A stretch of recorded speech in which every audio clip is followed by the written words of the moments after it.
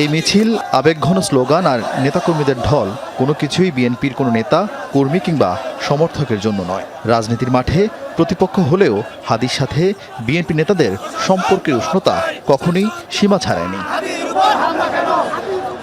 জীবন মৃত্যুর সন্ধিক্ষণে থাকা হাদির উপর নৃশংস হামলার ঘটনায় আলোড়ন তুলেছে রাজনৈতিক অঙ্গনে। হামলার প্রকৃত কারণ উদ্ঘাটন আর বিচারের দাবিতে দুপুরে নয়াপল্টনে ছুটে আসেন ধানের শীষের প্রার্থীরা। হাদির ভোটের মাঠের প্রতিপক্ষ বিএনপির সিনিয়র নেতা মির্জা আব্বাসও ছিলেন প্রতিবাদী মিছিলে।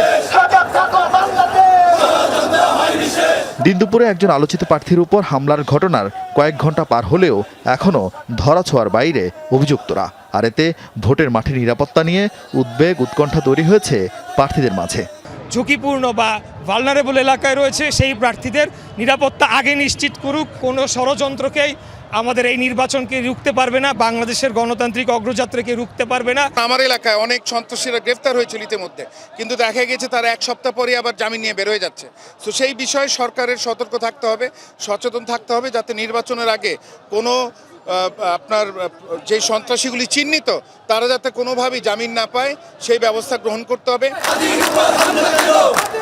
নয়াপল্টন থেকে নাইটাঙ্গেল ও ফকিরাপুল মোড় ঘুরে আবারও বিএনপি কার্যালয়ে গিয়ে শেষ হয় বিক্ষোভ মিছিল। তার আগে সংক্ষিপ্ত সমাবেশে বিএনপি নেতারা বলেন, ৭১-এ হত্যা ধর্ষণের মতো ঘটনা ঘটানোর পরও যাদের অনুশোচনা নেই তাদের পক্ষে যে কোনো কিছুই করা সম্ভব। ৭১ সালে ৩০ লক্ষ মানুষকে হত্যা, ২ লক্ষ মা বোনের ইজ্জত হরণের পরে যাদের কোনো বিবেকে বাঁধেনি, তারা তো যা ইচ্ছা তাই করতে পারে। এই মহা মাস্টার প্ল্যান, এই মহা পরিকল্পনা তারা করে চট করে অভিযোগটা যাতে চাপানো যায় বিএনপি নেতার বিরুদ্ধে, এইভাবে একটা চমৎকার ষড়যন্ত্র তারা করেছে। হাদির উপর আক্রমণ, আমি আগে বলেছি, এটা গণতন্ত্রের উপর আক্রমণ। এবং জীবনে কোনো রেকর্ড নাই যে আমরা প্রার্থীরা কখনো মারামারি করেছি।